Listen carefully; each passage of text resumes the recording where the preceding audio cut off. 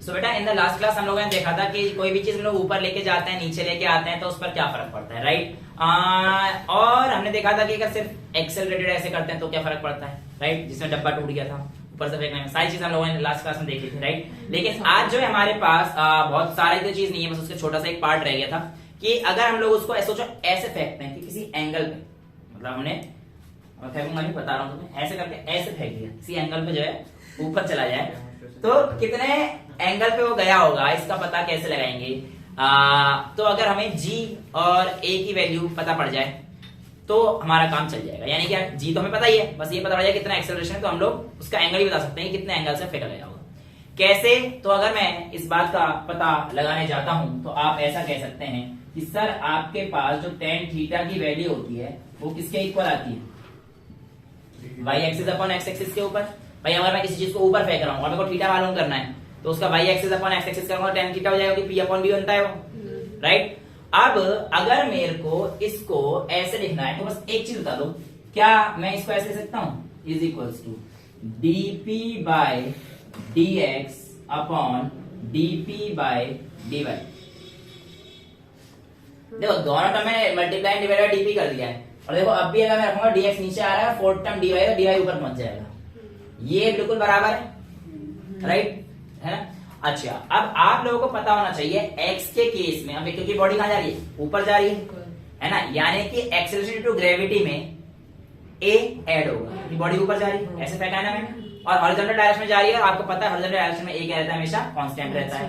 Horizontal direction पे a का कोई हमने प्रोजेक्टर नहीं पढ़ा था ना, हॉरिजॉन्टल डायरेक्शन में तो a ही रहता था, लेकिन जब ऊपर जा रहा था वो क्या हो रहा था, पॉजिटिव हो रहा था, यानी कि g प्लस a बन रहा था, राइट। तो ये वाला जो dp बाय dx का है प्रेशर एट x, उसकी अगर मैं बात करूंगा तो x वाले की जो वैल्यू आएगी वो कितनी आएगी, सिंपल a ही आएगी क्योंकि हॉरिजॉन्टल कंपोनेंट का है, राइट।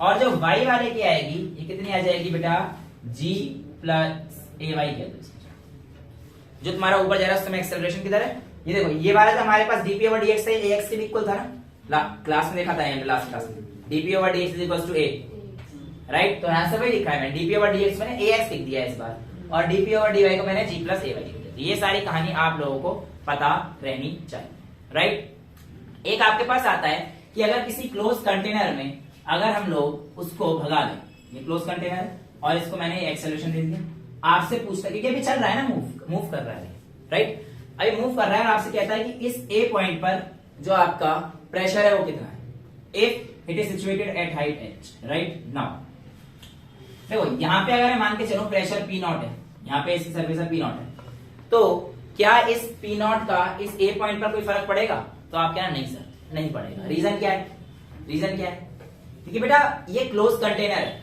और जो बाहर का प्रेशर है वो इसके अंदर नहीं पड़ रहा है, जो बाहर का प्रेशर है वो इसके अंदर नहीं पड़ रहा है, तो इस पे जो प्रेशर आएगा वो एक तो इस हाइट की वजह से आएगा, जो ये हाइट है, यानी कि अगर मुझे PA लिखना है और जो कि इस डायरेक्शन में मूव कर रहा है तो एक तो इस हाइट की वजह से आएगा, राइट, समझ में आ रहे हैं। तो अगर मैं बात करता हूं it is equals to rho G H, rho is the density of liquid जो किसके अंदर है, राइट। अच्छा अब मेरी एक बात सुनना, मैंने आपको कहा था कि अगर मेरे पास कहानी है क्लोज कंटेनर की तो मेरे पास इसके अंदर लगने वाले सारे प्रेशर ऐड होंगे। याद करो मैनोमीटर वाला क्वेश्चन कराया था मैंने आप लोगों को, जिसमें मैंने A और B वाले क्वेश्चन कराए थे, सारे प्रेशर मैंने ऐड किए, राइट। तो यहां पर ही वही कहानी होगी, प्लस प्लस अब क्या करता हूं मैं, डेंसिटी तो डेंसिटी रहेगी और लेट से यहां से लेकर यहां तक की लेंथ जो थी आपकी कितनी है, L, तो रो G की जगह A आ जाएगा और H की जगह पर क्या आ जाएगा, तो यहां पर अगर आपसे पूछेगा कि एटमॉस्फेयर मतलब A पॉइंट पे जो आपका प्रेशर है उसकी वैल्यू कितनी है, तो आपके पास क्या आता है, H rho G plus L rho A, ये आप लोगों से पूछा जाता है। यहां तक कोई डाउट नहीं है। अभी अगर मैं एक मॉडिफाइड मैनोमेट्रिक इक्वेशन आपसे पूछता हूं इस पार्ट की, कि चलो इसी को मैं ले लेता हूं, राइट, यहां से ले लिया मैंने और मैंने 2 पॉइंट दे दिया आपको, ये पॉइंट दे दिया एक A, एक पॉइंट दे दिया B, आपकी मर्जी, आप कहीं से भी चल सकते, बस आपको इक्वेशन बतानी है कि ये PB का कितना आएगा, PA का कितना आएगा। अब हमें एक चीज ध्यान रखनी पड़ेगी, क्या, क्योंकि अब हमारे पास जो कहानी है वो ये है कि बॉडी का एक्सेलरेशन इधर है, बॉडी का एक्सेलरेशन इधर है, स्टार्ट करता हूं मैं पी ए से शुरू कर देता हूं, ए से शुरू कर रहा हूं पहले, राइट। चलिए शुरू करते हैं।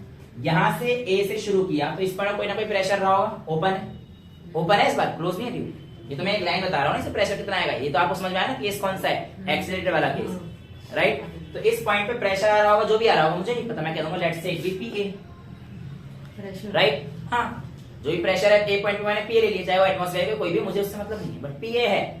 जैसे कि यहाँ पे 0 लिया था क्योंकि ये पी नॉट 0 लिया था क्योंकि इसका अंदर वाली बाउंड्री से कोई काम नहीं है ना, समझ में आ गया, तो क्लोज है, वो क्लोज थोड़ी, राइट। चलिए यहाँ पे पी ए आ गया। अब ये बताइए मैं नीचे की तरफ जा रहा हूँ, इसकी डेंसिटी आपको दे रखी होगी, लेट्स से रो गिवन होगी, वो तो आपको कोई दिक्कत नहीं। और लेट्स से ये हाइट आपके पास h1 है और ये हाइट आपके पास क्या है, h2 है। ऑब्वियसली आपको दिख रहा है हाइट में यहाँ पे डिफरेंस है, आप लोगों की हाइट दिख रहा है ना साफ साफ, किसी को डाउट तो नहीं है।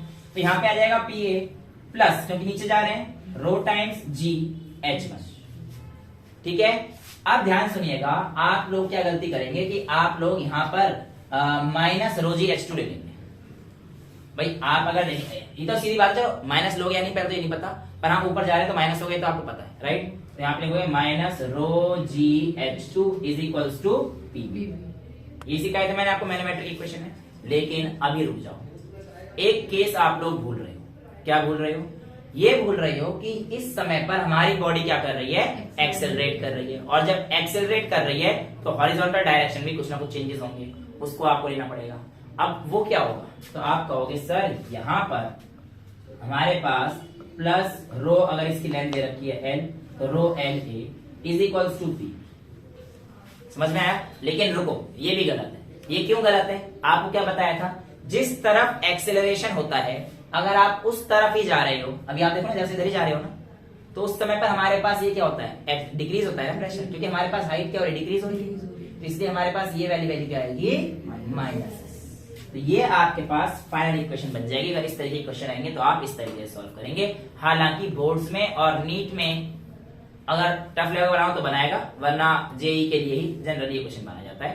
तो आपको लेकिन कॉन्सेप्ट समझ में आ गया होगा, सिंपल सा कॉन्सेप्ट है, इतना कोई टफ कॉन्सेप्ट नहीं है इसका। अब अगर मैं बात करूंगा पीबी से शुरू करता हूँ, राइट। अब मैं यहाँ शुरू करता हूँ, तो ठीक है, यहां से अगर मैं शुरू कर रहा हूँ स्टार्टिंग फ्रॉम पॉइंट पीबी, मतलब फ्रॉम पॉइंट पीबी, पीबी से नीचे आया, पीबी से नीचे आ रहा हूँ, तो प्लस रो जी h2, यहां जाऊंगा। अब देखो बॉडी इधर मूव कर रही है, मैं अपोजिट डायरेक्शन जा रहा हूँ, हाइट बढ़ती जा रही है, यानी कि ये वाली जो वैल्यू है एक मेरे पास क्या हो जाएगा, इस बार ऐड हो जाएगी, और वैल्यू सेम ही रहेगी ना, रो एल ए, बस प्लस हो जाएगा। समझ में आ गया क्यों हो रहा है प्लस, रो एल ए। अब ऊपर जा रहा हूं तो ये क्या हो जाएगा फिर से माइनस, तो minus rho ji h1 is equals to P.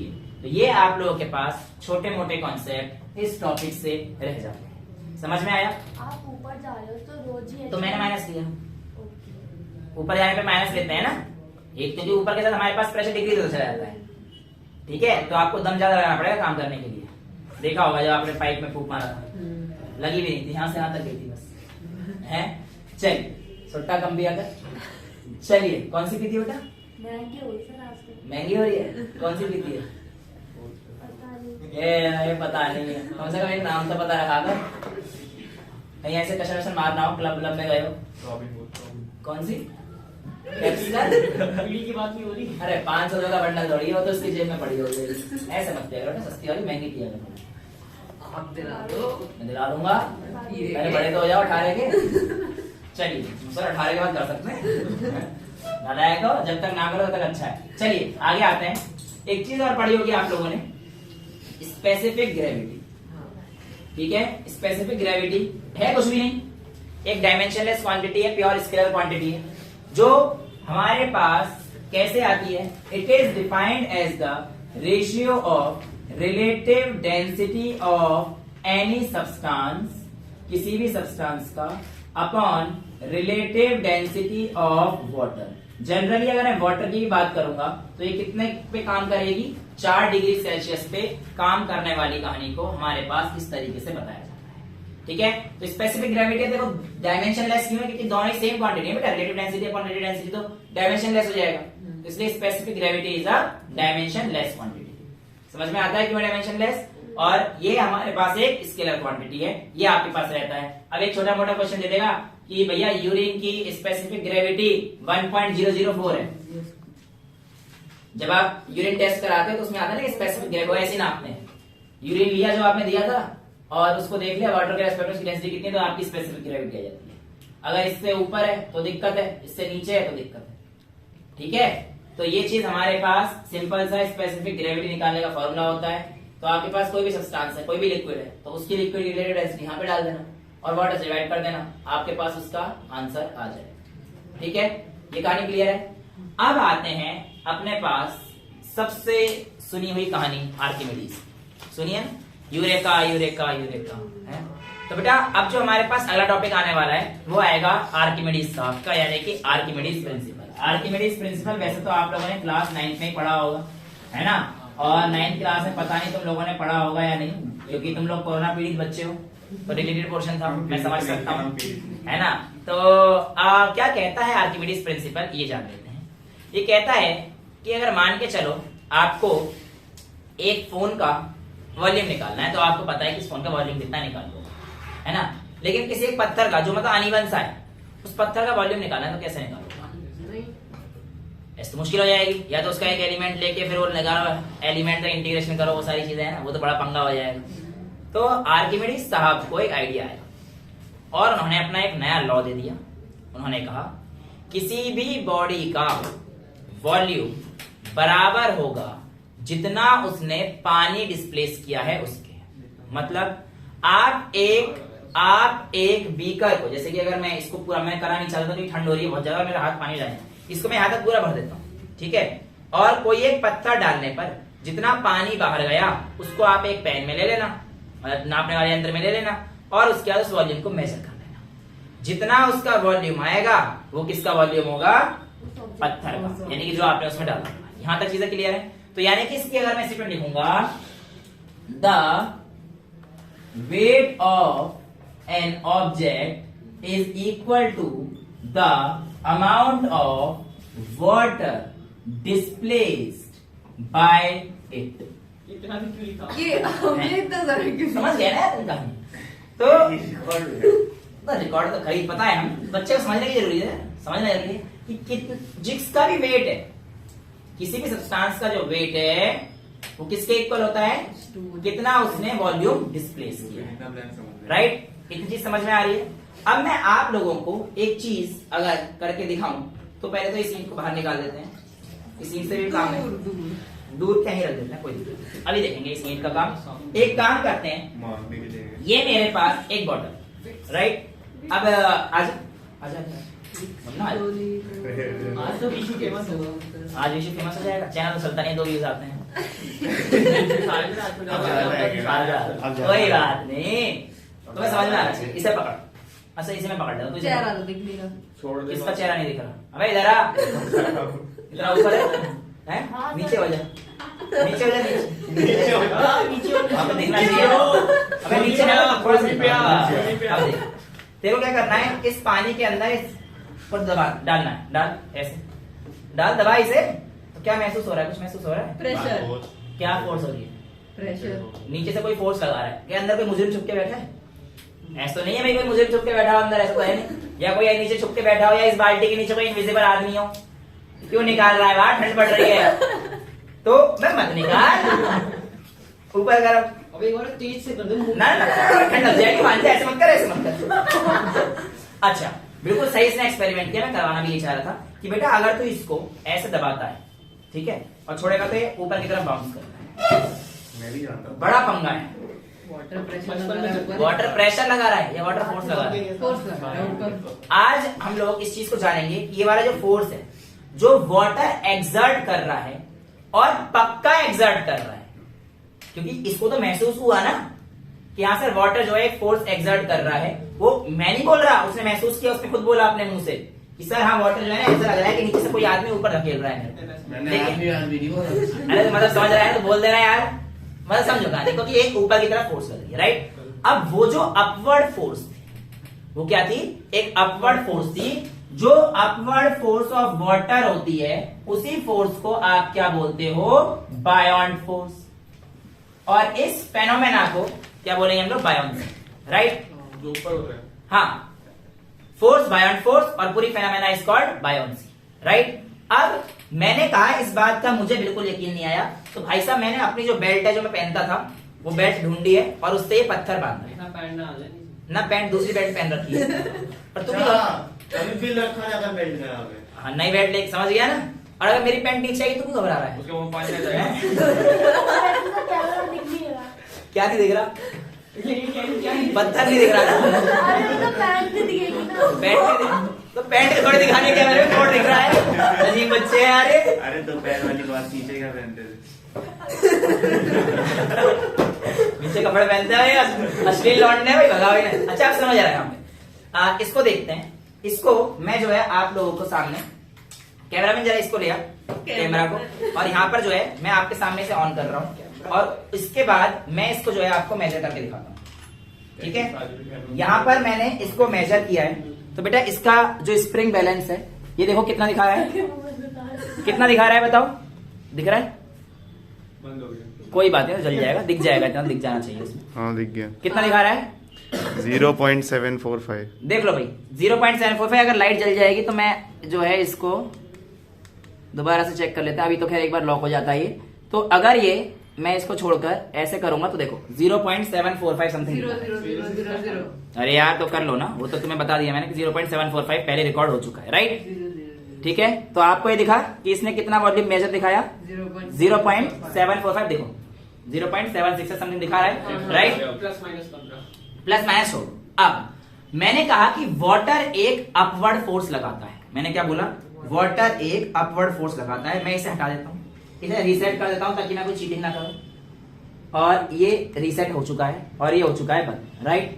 अब मैं इसी को पहले पानी में रख के देखो, पानी में डाल दिया है मैंने, ऊपर से दिखा दे बेटा कि पानी में डल चुका है। और अब अगर मैं इसका वेट नापूंगा तो शायद कुछ कम हो जाएगा।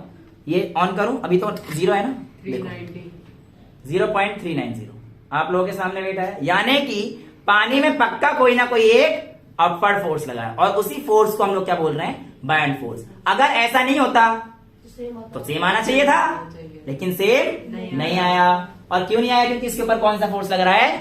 Buoyant force. What is buoyant force? It is the upward force exerted by the fluid, exerted by the fluid, right? तो ये सच समझ में आ गई पक्का, इसमें तो कोई डाउट नहीं है। अभी के लिए बैठते हैं, अभी बैठ जाओ बेटा, थैंक यू सो मच। समझ में आ गया? दिख रहा है ना साफ साफ? ठीक है।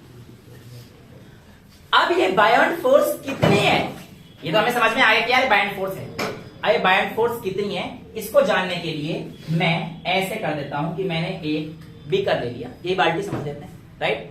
और यहां पर मैंने एक कोई भी एक एलिमेंट, कोई भी एक वैसा कुछ भी ले लिया, राइट? मुझे इससे कोई मतलब नहीं है। अब यहां पर एक फोर्स लगेगा F1, राइट? और यहां पर भी एक फोर्स लगेगा F। क्लियर है? यहां क्या बेटा? ऊपर वाली हम लगा रहे हैं, मतलब जा रही है, क्योंकि हमें पता है कि दो, ये तो ग्रेव वही प्रेशर वाला, राइट? इस पॉइंट पे जो प्रेशर है, इस पॉइंट पे जो प्रेशर है, अब ये जो है पानी के अंदर है कहानी। तो लेट्स से पानी का अगर ये सरफेस था तो ये वाला जो हाइट है, लेट्स से अगर ये H1 है और ये वाली जो हाइट है ये क्या मान लेता हूं मैं? H2 मान, राइट? इस पॉइंट पे लगने वाला pressure is equals to force upon में एरिया। तो F1 is equals to P1 into A, right? यहां तक किसी को कोई डाउट है? होना भी नहीं चाहिए, बचपन से पढ़ते आ रहे हैं, मतलब इस क्लास की बचपन से जब से चैप्टर शुरू हुआ। अब ये P1 कितना होगा? P1 इज इक्वल्स टू, भाई यहां पे लगा है P1 तो यहां पे तो खुला हुआ सरफेस है, तो यानी कि ये P0 यहां पे एटमॉस्फेरिक प्रेशर होगा या PA मान लो, जो भी दिख रहा है। P1 is equals to P0 plus density of liquid into gravity into H1, right? Clear है? यहां तक कोई दिक्कत तो नहीं? अब ये तो आ गया P1 और फोर्स निकालना है तो इंटू एरिया, राइट? ये आपके पास F1 आ गया है। यहां तक किसी बच्चे को कोई दिक्कत? आगे चल सकते हैं बेटा। सिमिलरली आपके पास जो आपका P2 आएगा वो कितना आएगा? P0 प्लस रो जी, यहां पे लगेगा ना वो तो H2, एरिया थोड़ी चेंज हो जाएगा A, राइट?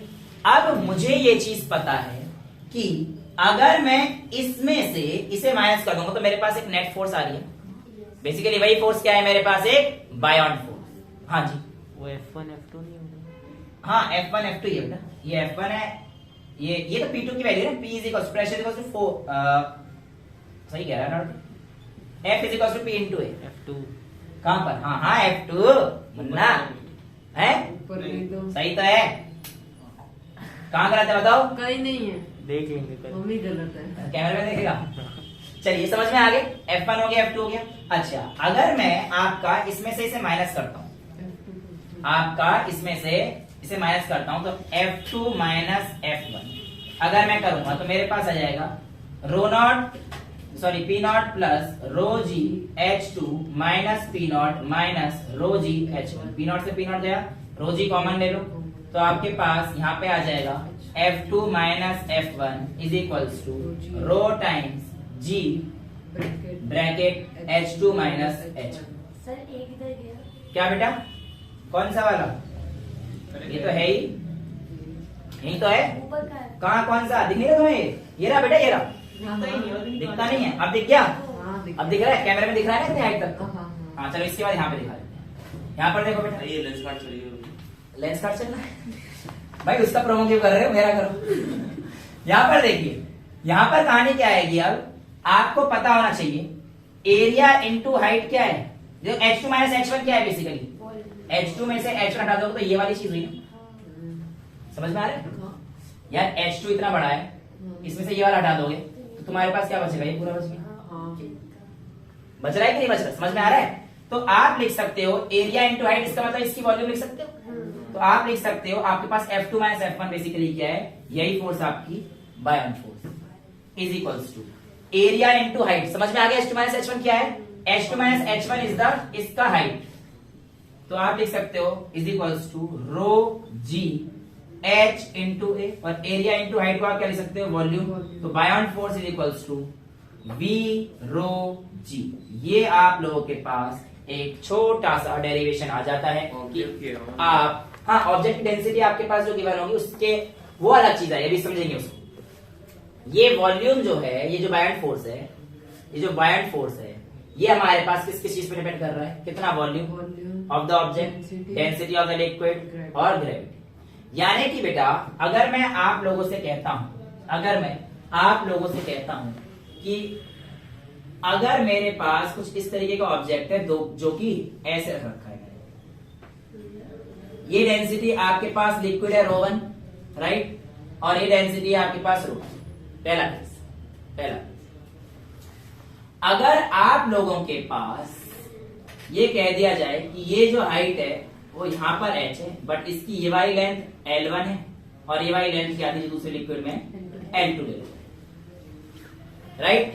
इतना समझ में आ रहा है, यहां तो कोई दिक्कत नहीं है।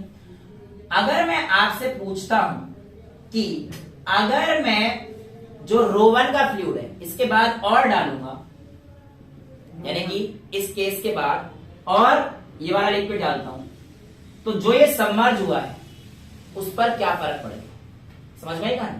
यानी कि एक केस आपको कंडीशन बना के देती, और मैं आपसे पूछता हूं अगर मैं एड ऑन करता हूं रो1 का फ्लूइड H बढ़ जाएगा, तो आपको ये जो है नीचे जाएगा, राइट। मतलब हाइट बढ़ेगी तो एक तरीके से नीचे ही। हाँ मतलब कहना क्या चाह रहे हो कि कुछ ना कुछ चेंज होगा, राइट, लेकिन आंसर है कोई चेंज नहीं आएगा। ये आपको वो जो डाला वो तो बाहर आ जाएगा ना। नहीं आएगा बेटा, नहीं आएगा, नहीं आएगा। तो जितनी वॉल्यूम है उतना ही बाहर आता सुन है। लो एक मिनट सुन लो, मेरी भी तो बात सुनो। मेरी बात ये है कि आपके पास एक्चुअल में जब यहां पर ये डेंसिटी है ना, पहली बात ये इस वाली हाइट पे डिपेंड नहीं कर रहा, डिपेंड नहीं कर रहा, नहीं कर रहा ना बेटा। और दूसरी बात जब इस पे डाल रहे हो तो इस वाले पोर्शन पे कोई फर्क नहीं पड़ रहा, क्योंकि ये यहां से दूसरे लिक्विड से सेपरेटेड है। मतलब डेंसिटी तो अलग है, डेंसिटी अलग है ना इसकी, तो डेंसिटी तो अलग है, तो यानी कि ये कोई चेंज नहीं होगा। रीजन क्या है, रीजन क्या है, उस समय पर जो बायॉन्ड फोर्स लगता है वो आपके पास आता है रो1 L1 A जो इसका एरिया है into g plus rho two L2 A into g. ये नेट वैल्यू, ये नेट बायॉन्ड फोर्स है इसकी। यानी कि जो डिफरेंट लिक्विड होते हैं उस समय पर अगर आपसे पूछेगा तो आपके पास कहानी क्या आती है, ये अगर पूरे में घुस गया तो चेंज हो सकता है।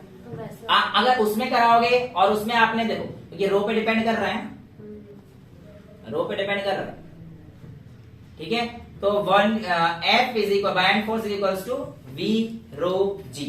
कितना वॉल्यूम बेसिकली आपके पास अंदर गया है उस पर डिपेंड करेगा, क्योंकि जितना वॉल्यूम अंदर जाएगा उतना आपके पास बायन फोर्स भी ज्यादा होगा। घुसा दिया हाँ चेक कर लो ना, ये लो भैया कुछ भी कर लो तुम। ये देखो यहाँ पे, हाँ यहाँ पे कम लग रहा है, कम लग रहा है, जितना ज्यादा घुसाओगे आपको फोर्स उतना ज्यादा दिखेगा, क्योंकि इतनी वॉल्यूम और ज्यादा क्योंकि हाँ ये कितना वॉल्यूम डिस्प्लेस कर रहा है ना। बेसिकली आर्किमिडीज नहीं तो बोला था कि weight is equal to volume of the displace liquid, कितना वॉल्यूम है डिस्प्लेस कर रहा है, ठीक है। अब आप लोगों से यहीं पर एक छोटा मोटा क्वेश्चन पूछ देता है, बट उससे पहले मैं आपको एक और एक्सपेरिमेंट समझा देता हूँ। वैसे समझाने लायक तो कुछ है नहीं, आपको भी पता है कहानी क्या होनी है। मैंने 3 लिक्विड डाल दिए तो उसमें हाँ तो भी वही कहानी, तो भी कोई चेंज नहीं होगा बेटा। तो इसमें बस यहाँ पे वो कर देना रो 3 L3, अब वो इसको हाइट 3 हाइट डिवाइड करके जो भी क्वेश्चन है इसमें। और अगर ऑब्जेक्ट की एरिया डिफरेंट हाँ फिर चेंज होगा। तो क्या आएगा तो जो A1 वाले में जो मतलब पहले वाले लिक्विड में उसका ये लेना, दूसरे वाले लिक्विड में उसका A1 A2 A3 कर देना, वो डिपेंड करेगा। बट जनरली वो केस आपके पास आएंगे नहीं, आपके लिए यूनिफॉर्म बॉडी ही दी जाएंगी। बट अगर आपके पास आता है तो केस थोड़ा मुश्किल बन जाएगा, बट कुछ नहीं, एरिया अलग अलग लेना पड़ेगा। जैसे कि अगर आपसे ये वाला केस कह दिया ना बेटा, ये वाला, तो इसे केस में प्रेशर भी वेरी कर जाता है। अच्छा क्वेश्चन पूछा, इस केस में जो प्रेशर है वो ग्रेटर हो जाता है as compare to the weight. Generally हम लोग देखते हैं इतना ही प्रेशर रहता है उसका वेट है नहीं।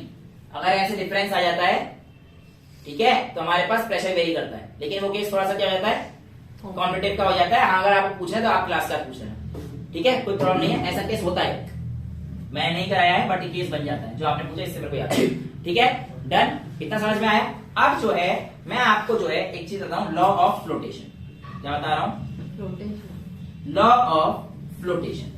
बेटी लॉ ऑफ फ्लोटेशन है कुछ नहीं, बहुत सिंपल सा है। देखो इसके अंदर, इस पानी के अंदर अगर मैं, कैमरामैन साहब दिखाने जरा एक बार बच्चों को, चांद नवाब आ जाओ।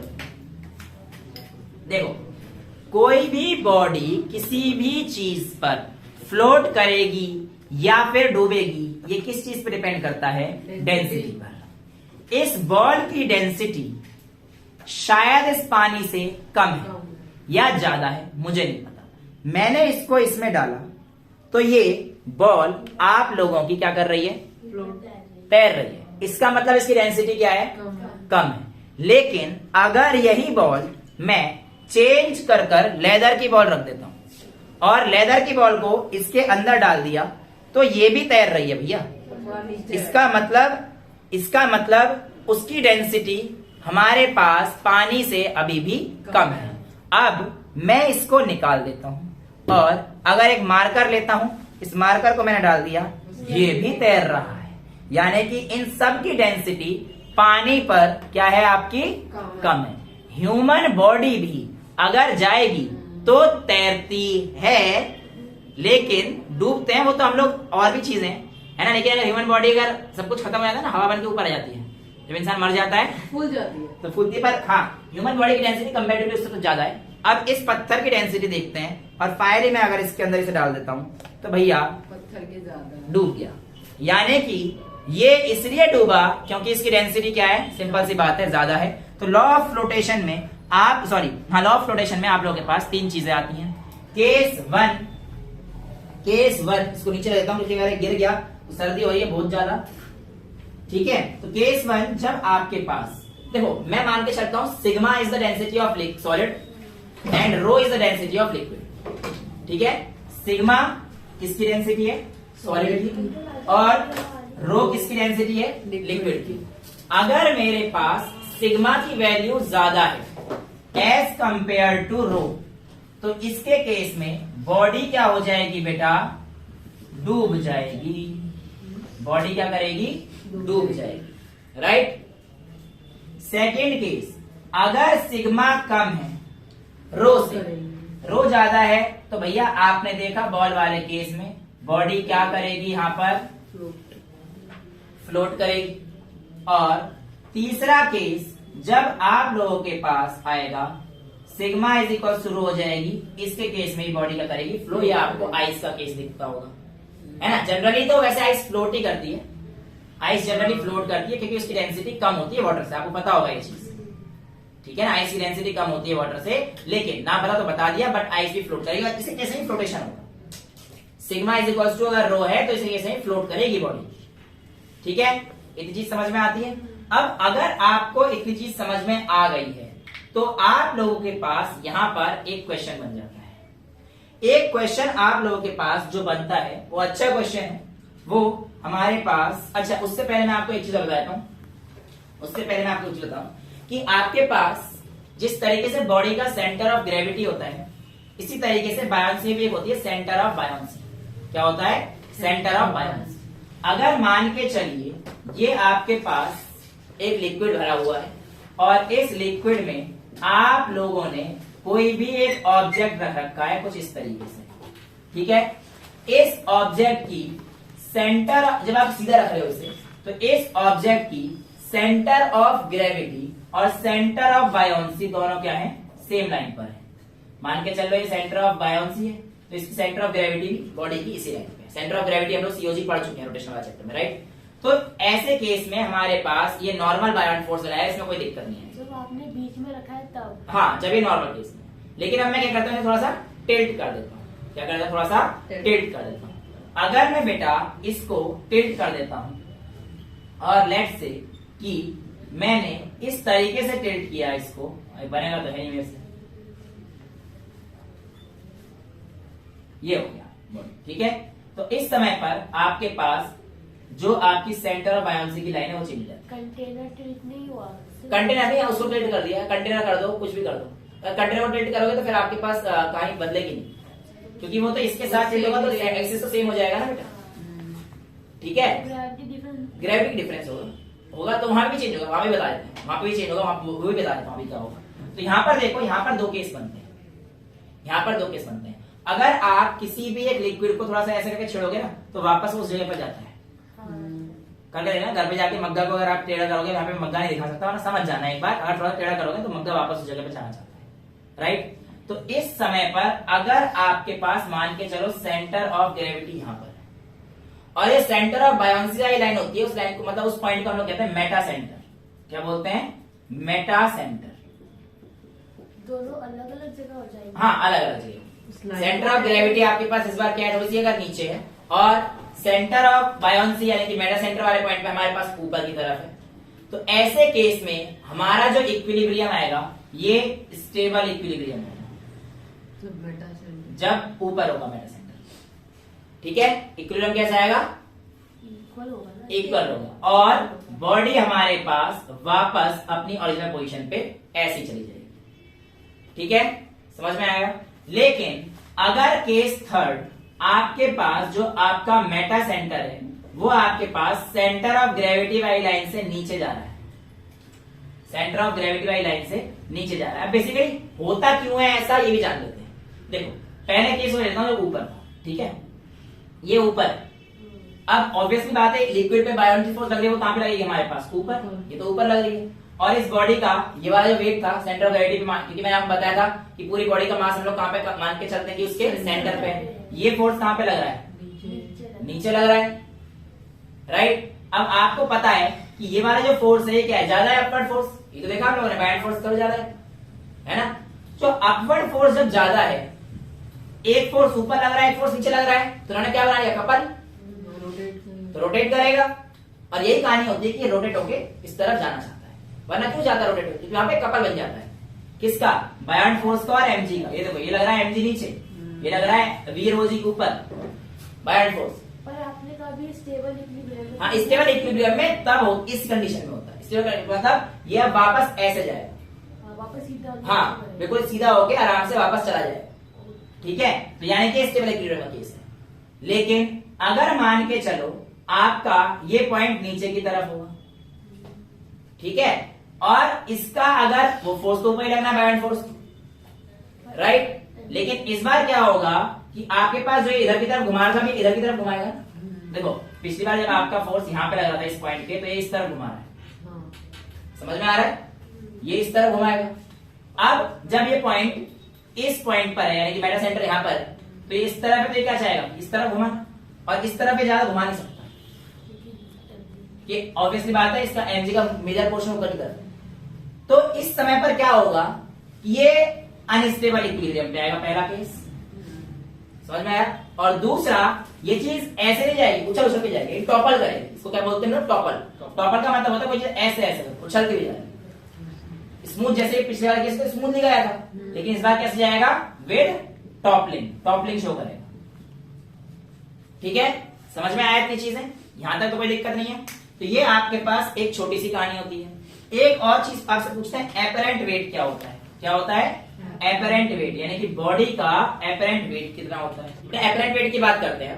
एपरेंट वेट जो आपके पास आता है, तो एपरेंट वेट होता है आपका true wait minus beyond wait, यानी कि बायोंड फोर्स जो लगा होगा बेसिकली, राइट। तो एपरेंट वेट के ट्रू वेट मतलब जो आपके पास वो पत्थर था उसका, हाँ, जो उसकी पूरे जो ट्रू वेट होगा, यानी कि m इंटू जी।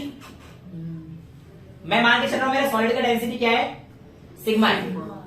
सॉलिड की डेंसिटी क्या है मेरी, सिग्मा है। तो आपके पास ट्रू वेट आएगा, वो कितना आ जाएगा, v into sigma into g, mass is equal to volume into density, minus buoyant की बात करूंगा तो जो वॉल्यूम गया v इंटू, लेकिन उसने ऊपर जो लगाया था किसने लगाया था, लिक्विड ने लगाया था ना। तो डेंसिटी किसकी आएगी इस बार, वाटर की, और ये कितना आ जाएगा, जी आ जाएगा, राइट। अच्छा, तो आप लिख सकते हो किसी भी बॉडी का एपरेंट वेट बराबर हो जाएगा, एपरेंट वेट बराबर हो जाएगा। यहां से अगर मैं v टाइम्स सिग्मा जी पूरा ही कॉमन ले लेता हूं, नहीं वॉल्यूम तो पूरा गया ना बेटा उसका अंदर, उस पे तो आ रहा है ना उसका वेट, जो अभी हमने जो निकाला था, देखो 745 सपोज बाहर आ रहा था और 315 अंदर आ रहा था, तो एपरेंट वेट कितना हो जाएगा, दिस माइनस दिस। समझ में आया। अच्छा, अब इसमें से अगर मैं पूरा का पूरा v टाइम्स सिग्मा जी कॉमन लेना चाहता हूं, तो मेरे पास आएगा 1 माइनस, क्या करना पड़ेगा, सिग्मा से डिवाइड करना पड़ेगा ना, very good, rho by sigma, rho by sigma. तो ये कहानी आपके पास आती है जब आपके पास एपरेंट वेट होता है, उसकी आप लोग कैसे निकाल सकते हो, ट्रू वेट। तो आप कह सकते हो एपरेंट वेट बराबर हो जाएगा true weight into 1 minus rho by sigma, where sigma is the density of object and rho is the density of liquid. हाँ, लिक्विड, पानी, इस समय पानी का, लेकिन जरूरी नहीं है कि हर बार ही पानी हो बेटा, हर बार पानी जरूरी नहीं है ना, समझ में आया। हाँ बोलो। हाँ, वो तो हम लोग नहीं, किसी भी लिक्विड के लिए चलेगा, वाटर है तो आर्किमिडीज साहब ने करके दिखाया, किसी, हाँ, अल्कोहल में तो उसकी डेंसिटी ले लेना बेटा, राइट। अच्छा, दूसरा आपको एक और चीज पता होनी चाहिए, अगर आपको दो बॉडी इक्वल दे दे कि भैया आपके पास एक ये बॉडी थी और आपने उसे डिस्प्लेस किया, तो बताओ कहानी क्या रहेगी, क्वेश्चन ये दे देगा कि आपके पास एक बॉडी है, उसकी डेंसिटी सिग्मा है, ठीक है, आपने उसको पानी के अंदर कुछ वॉल्यूम डिस्प्लेस कर दिया, क्या कर दिया, पानी के अंदर कुछ वॉल्यूम डिस्प्लेस कर दिया, तो बताइए उसका डेंसिटी कितनी रही होगी। ऑब्जेक्टिव कुछ भी पूछ सकता है, मतलब दो इक्वेशन को कंपेयर करनी हो, कैसे करनी मैं आपको समझाता हूँ। सुनो, इनिशियली मान के चलता हूं कि मेरे पास पहले केस में जो पूरी बॉडी है, लेट्स से डस्टर, राइट, इस बॉडी का जो हमारे पास v रो जी आएगा, ये इसका वेट डाउनवर्ड लग रहा होगा, लेकिन मैंने कहा कि मैं पानी के अंदर इसे डाला, और पानी के अंदर मैंने कुछ वॉल्यूम डाला है, मैंने पानी के अंदर क्या डाला है, कुछ वॉल्यूम डाला है, तो इसका वेट इसके इक्वल होगा बायोंड वेट के। अब तो बायोंड फोर्स लगेगा इसके, तो आप इसे हमेशा इक्वल रख देना v टाइम्स, इसको सिग्मा मान लेता हूं, सिग्मा मान लेता हूं, लेकिन अब जो अंदर गया है पानी, जो जितना वॉल्यूम अंदर गया मैंने माना इसे v डैश किया, तो ये क्या हो जाएगा, v डैश, जो अंदर वॉल्यूम गया है। और बायोंड फोर्स कौन लगा रहा है, लिक्विड, इसलिए उसकी डेंसिटी, समझ में आया, और g से g कट जाता है, तो ऐसे केस में आप लोगों के पास क्या कहानी आ जाएगी, v sigma is equals to v dash times of, क्या ये कांस्टेंट है इसलिए आपने ऐसे किया। हाँ, बायोंड फोर्स तो उस बॉडी के लिए हमेशा वही होगा ना कांस्टेंट, क्योंकि h पे थोड़ी डिपेंड कर रहा है वो, ठीक है, एक पॉइंट के लिए कर दिया तो फिक्स कर दिया ना आपने हाइट, वो हाइट तो आपने फिक्स कर दी, उसकी वॉल्यूम बेसिकली कितना वॉल्यूम गया है, इस पे हाइट आई गई, वॉल्यूम अगर आप डाल रहे हो तो एरिया इनटू हाइट पूरा आ चुका है, तो अलग से हाइट लेने की जरूरत नहीं होती, तो आप जब वॉल्यूम डाल रहे हो तो उसमें एरिया इनटू हाइट आ चुका है, राइट। तो यहां से आपके पास आता है v upon v dash is equals to rho by sigma. तो एक इक्वेशन आप लोगों की ये भी आपके सामने बन जाती है, और इसी को हम लोग कर देते हैं। आपकी बुक में v dash by v is equal to sigma by rho दे रखा है बात से, ठीक है, इतना तो कोई प्रॉब्लम नहीं है यहाँ पर। अब आप लोगों के सामने आज का एक लास्ट क्वेश्चन करते हैं, वो ये है, क्वेश्चन ही लिख देते हैं, ठीक है। तो बेटा आपके पास एक क्वेश्चन है, क्वेश्चन कहता है a piece of ice is floating in water. ये आपके सामने क्या है, एक आइस है जो कि यहाँ पे फ्लोट कर रहा है। What will happen to the level of water, इस पानी के लेवल पर क्या फर्क पड़ेगा if first case all ice melts, second case if water is मतलब liquid is not filled with water and is filled with first denser liquid than water, और case third आपसे कहता है if liquid is filled with lighter than water. कहने का मतलब क्या है कि आप लोगों के पास तीन केस आपके सामने आ गए हैं। पहले केस में कहता है कि हमने आइस डाली और यहाँ पे क्या था, बाहर पानी था, उसके केस में क्या फर्क पड़ेगा इसके लेवल पर। दूसरे केस में लिक्विड ऐसा लिक्विड था कि आप लोगों के पास इसकी डेंसिटी वाटर के मुकाबले क्या थी, ज्यादा थी, और तीसरे केस में ऐसा लिक्विड था जिसकी डेंसिटी क्या थी, पानी के मुकाबले कम थी। तो ऐसे केस पर क्या फर्क पड़ेगा, ये आप लोगों से आपका क्वेश्चन पूछा जाता है। सिंपल सी कहानी है। चलिए मैं कहता हूं लेट से मेरे पास m ग्राम ऑफ आइस है, m ग्राम ऑफ आइस है, और नॉर्मल केस में जब ये इक्विलिब्रियम पे होगा तो आपके पास जो m इंटू जी होगा, यानी कि जो आपके पास सॉलिड का mg होगा वो किसके इक्वल होगा, अपथ्रस्ट के, और जो अपथ्रस्ट लग रहा होगा वो किसके इक्वल लगेगा, v टाइम्स सिग्मा जी, जहां पर सिग्मा मैं किसकी डेंसिटी मान रहा हूं बेटा, आपके पास आइस की जो आपको लिक्विड दे रखी, वो डिस्प्लेस लिक्विड कर रहा है ना, उसे आइस की क्यों मानूंगा भाई, ये कौन सी फोर्स है, बायोट फोर्स, और ये उसका वेट, रो तो लिक्विड की थी, रो नहीं कुछ ही मान लो यार, यहाँ पे लिक्विड, इसमें सिग्मा एल दे रखा है बुक में, अगर तुम बुक यूज करो फिर कंफ्यूज हो जाओगे।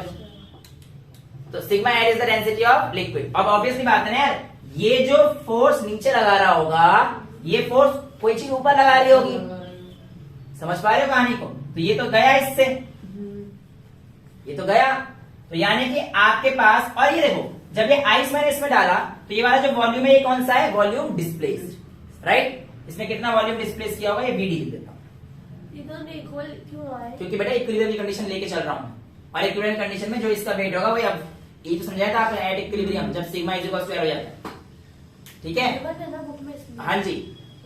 और आइस का तो हमारे पास वैसे भी इक्विलिब्रियम पे रहता है वाटर पे, ये तो केस हमें पता ही है, राइट। तो mg इज इक्वल टू जाएगा, तो यहाँ पे आप कह सकते हो कि सर आपके पास जो डिस्प्लेस वॉल्यूम हो जाएगा वो आपके पास आएगा m by sigma times of l। यहां तक किसी बच्चे को कोई डाउट है, right.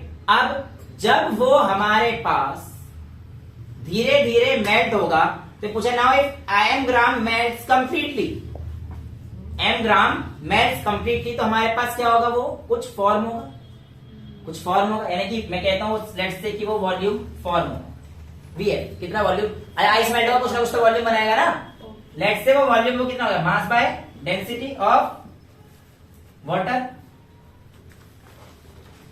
Mass by sigma, sigma of water ले लो, बिल्कुल सही है, या सिग्मा ऑफ आइस ले लो, चलो ये लिक्विड का ले लिया, इसको आइस लिख दो, चलेगा भाई, यही तो फॉर्म हुआ है ना, volume formed is equals to जो उसका मास था अपॉन में सिग्मा ऑफ आइस। लेकिन आप लोगों को पता है कि सिग्मा एल और सिग्मा आई क्या रहता है, लिक्विड और आइस का तो डेंसिटी सेम ही रहती है, लगभग सेम रहती है ना। तो इस केस में आपके पास जो volume displace is equals to volume form आ जाएगा ना, देखो दिस इक्वल्स टू दिस हो गया, अगर sigma L is equals to sigma I हो गया तो इसका मतलब क्या हो गया, डिस्प्लेस वॉल्यूम किसके इक्वल हो जाएगा, फॉर्म्ड वॉल्यूम। और अगर जितना डिस्प्लेस किया है उतना फॉर्म किया है तो क्या हमारे पास कोई भी चीज राइज करेगा लेवल, नहीं करेगा। तो इसलिए जब हम लोग आइस डालते हैं पानी के अंदर कोई लेवल बेटा नहीं बढ़ता है। अब आपको समझ में आ गया, ओके बेटा, जिनका हो गया ठीक है। केस 2 देखो अब जरा, केस 2 में हमारे पास एक ऐसा लिक्विड लिया गया जो कि पानी से क्या है, ज्यादा है। अगर पानी से ज्यादा है तो पहले हम लोग देखते हैं कि डिस्प्लेस लिक्विड पानी से उसकी डेंसिटी क्या है हमारे पास लिक्विड की, ये है ना। तो यानी कि m बाय सिग्मा एल, इसकी डेंसिटी मैंने क्या दे दिया आपके पास केस सेकंड में, sigma L is greater than sigma of ice. ये कहानी दे दी ना मैंने आपको, ये पानी कहला इसके कुछ भी कह। अब अगर ये ज्यादा है और m बाय सिग्मा इसके इक्वल है डिस्प्लेस वॉल्यूम के, तो आप कहोगे ये टर्म क्या छोटी हो जाएगी कि नहीं हो जाएगी भैया, ये डेंसिटी नीचे वाला डिनोमिनेटर बड़ा है तो क्या हो जाएगा, और सिग्मा आई क्या है आपके पास छोटा, तो यानी कि आपके पास m बाय सिग्मा आई क्या है वॉल्यूम फॉर्म, तो ये क्या है आपके पास is equals to volume displace, ये छोटा है और वॉल्यूम फॉर्म बड़ा है।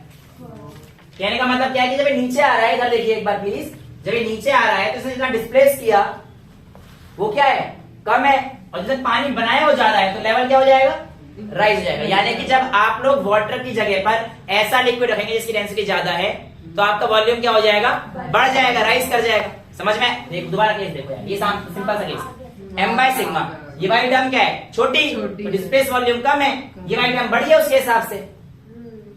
समझ में आया।